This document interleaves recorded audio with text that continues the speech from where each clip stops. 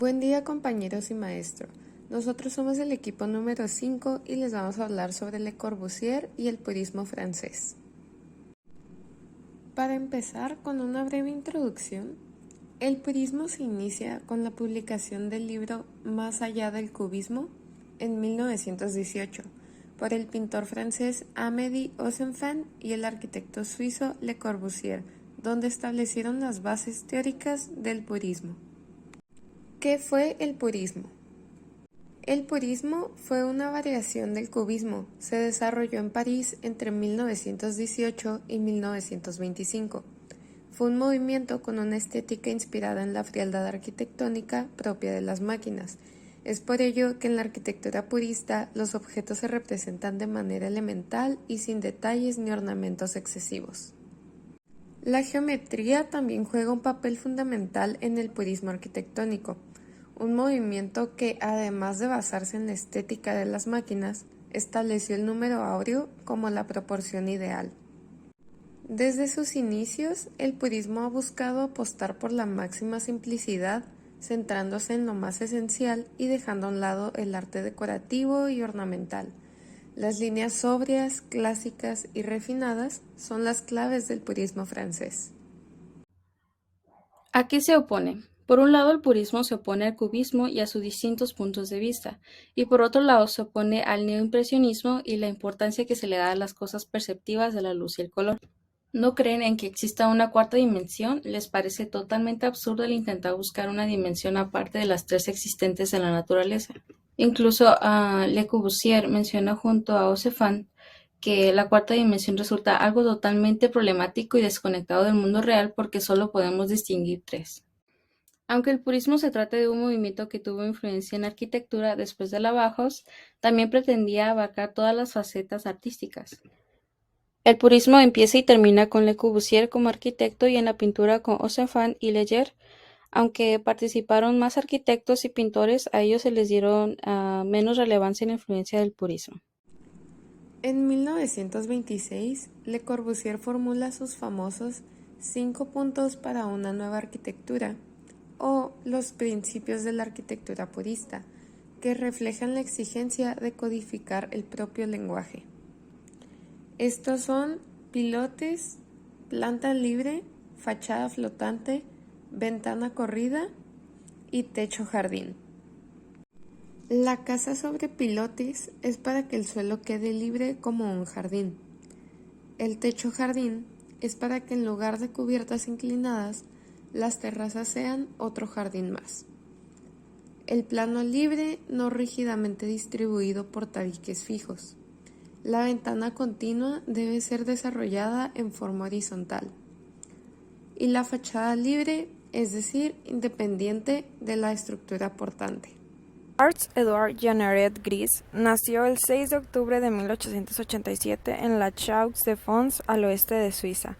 Su madre era una artista que impartía clases de música y tocaba el piano, mientras su padre ejercía el oficio común de su localidad, la relojería. En 1900, Le Corbusier comenzó su aprendizaje como grabador y cincelador en la Escuela de Arte de la Chaux-de-Fonds. Uno de sus profesores, Charles Leplantier, lo orientó hacia la pintura y después hacia la arquitectura. Su desempeño en el curso de grabados de relojes fue excelente y por ello fue llamado para exponer en Italia, donde recibió un diploma por el grabado de una de sus piezas. A los 20 años se trasladó a París y contactó al artista suizo Eugène Crasset, que lo remitió directamente a la oficina de los hermanos Perret. Gustave, Claude y Auguste fueron pioneros en la entonces revolucionaria técnica del concreto armado. Ello les generó el repudio de sus colegas, ya que no creían en las bondades del nuevo material por considerarlo riesgoso. Eugène Perret trabajó directamente con el joven suizo y le enseñó concienzudamente los secretos de tal oficio. En 1905 diseñó su primer edificio, una casa unifamiliar para un miembro de la Escuela de Arte, la Villa Fallet. En los siguientes 10 años no hizo más que numerosos edificios que todavía no llevaban su sello característico y que él mismo no incluyó en el registro posterior de sus obras. A comienzos de 1907 se embarcó en su primer viaje de estudio junto a su amigo Léon Perrin. Por recomendación de su mentor visitó Italia, recorrió las ciudades de Milán, Padua, Génova, Pisa, Florencia, Siena, Boloña y Venecia. A lo largo de su aventura realizó una infinidad de bocetos que reflejaron sus propios sentimientos inspirado en lo que observó. A principios de 1916 construyó el cinema La Scala y en los meses siguientes la Villa Schuop. En esta vivienda por primera vez concibió al espacio interior como un generador de la forma exterior, en franca oposición con la decoración ruschiana, que solo le daba prioridad a la naturaleza formal y armonía compositiva de las fachadas. También estrenó una estructura de concreto armado que soportaría a cabalidad el peso del edificio, permitiéndole jugar mucho más con la espacialidad. Aún con la obra sin terminar, Anatole Shkop, su cliente para ese momento, inició una querella legal contra el joven entusiasta por haber sobrepasado el presupuesto inicial en casi el doble de lo establecido. Como consecuencia de este suceso, fue blanco de críticas y burlas del mundo académico. Con este y otros factores en su contra, se vio abrumado y decidió emigrar definitivamente de su pueblo natal al país galo. Entre 1914 y 1915 presenta el proyecto Domino, una unidad de estructura prefabricada con hormigón armado. Sin embargo, en los proyectos de la casa Citroën refleja gran parte de sus teorías más importantes sobre la arquitectura, que es el plano libre de volumen cúbico sustentado por pilastras y la utilización del tejado. Corbusier comenzó en 1922 la construcción de sus primeros proyectos en París, la Maison Atelier de aux Enfants, la Villa Vesnus y le Aménagement de la Villa Berquet. Inmediatamente abrió un atelier con su primo, Pierre Jeanneret.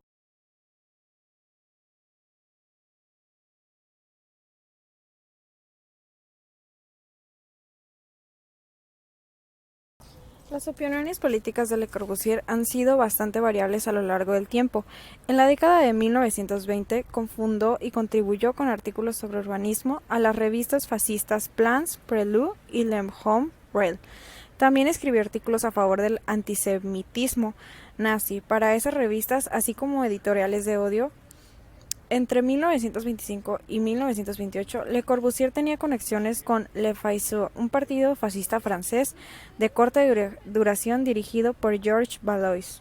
Más tarde, Valois se convirtió en antifascista. Le Corbusier conocía a otro exmiembro de Fayeux, Hubert Lagardelle, un ex líder sindicalista que se había sentido descontento con la izquierda política. En 1934, después de que Lagardelle hubiera obtenido un puesto en la embajada francesa en Roma, arregló que Le Corbusier diera una conferencia sobre arquitectura, siendo invitado por Benito Mussolini.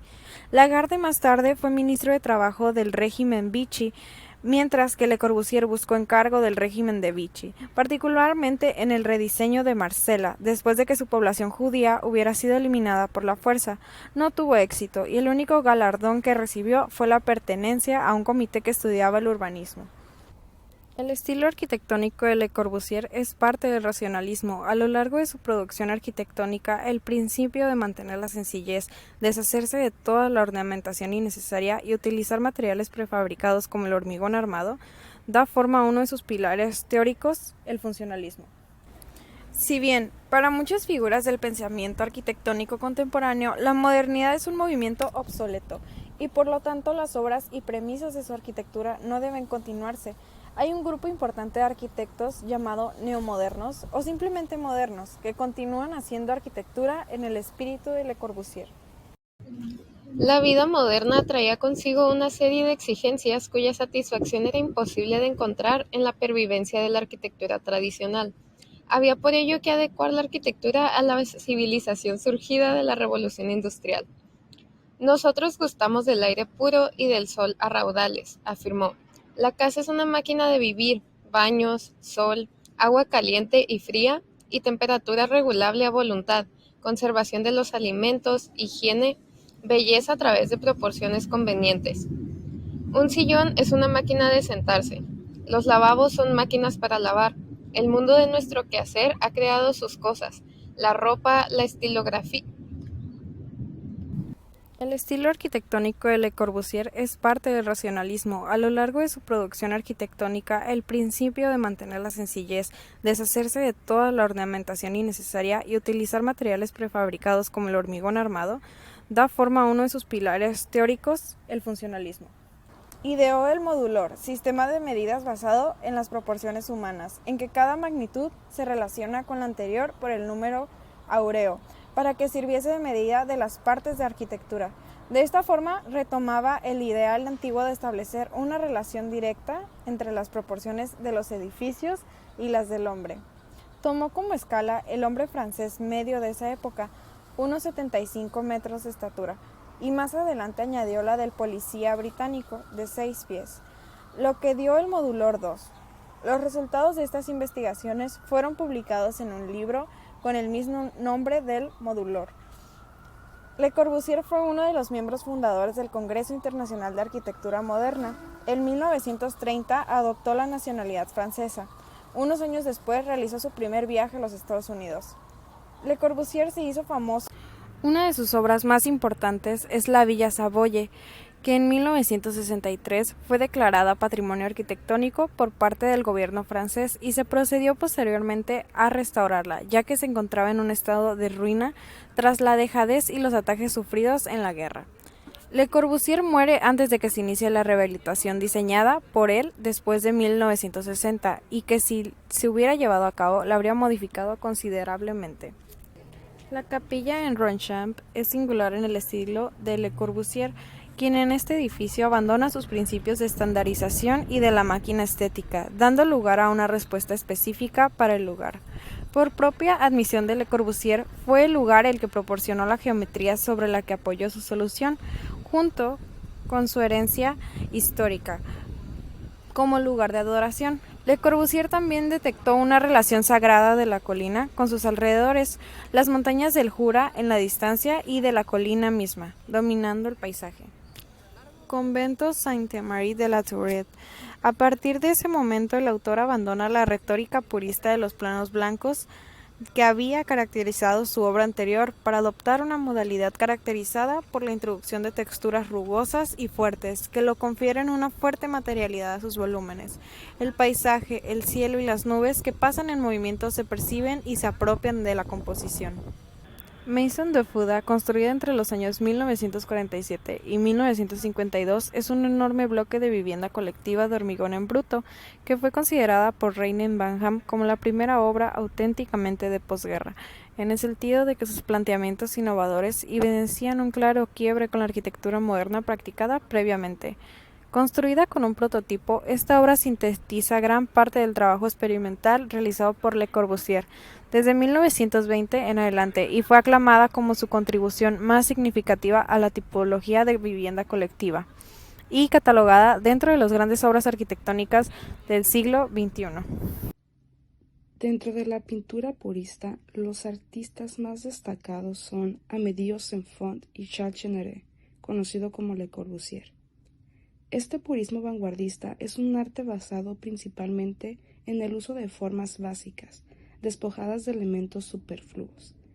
Existe en este movimiento una intención estética que, aunque se resuelve y plasma con expresiones muy diferentes, posee una afinidad con el futurismo, inspirada en las máquinas modernas consideradas como paradigma de belleza. La pintura purista se caracteriza por lo siguiente: formas estrictas y claras, objetos cotidianos simples como motivos centrales con un repertorio limitado de temas de imagen, tales como las botellas, vasos de laboratorio, copas de vino o una guitarra. Utilizaban mucho los colores tierra, amarillo ocre, rojo, blanco, negro y azul ultramarino. A su vez, rechazaban los colores dinámicos como amarillo limón, naranja, azul cobalto, verde menta o verde esmeralda. Para los puristas, la naturaleza muerta es el motivo principal de sus imágenes. El objetivo es la devaluación de la estructura geométrica de la naturaleza por parte del pintor. La exposición de artes decorativas celebrada en París en 1925 fue el impulso definitivo para que este arquitecto se lanzara al diseño de muebles. Los primeros muebles fueron realizados en colaboración con Pierre Jeanneret y Charlotte Perriand. Las sillas y sillones eran realizados en términos de confort tras realizar estudios antropométricos. Por ello, a pesar de que los diseños nos puedan parecer muy rectos, son sumamente cómodos. Color purista. Le Corbusier junto con los Enfants en 1921 publican un texto, Le Purisme, el cual trata de su reflexión sobre el color y la manera en que se puede desorganizar o destruir un volumen, ya que el purismo busca reglas constantes y mecanismos de percepción y asociación.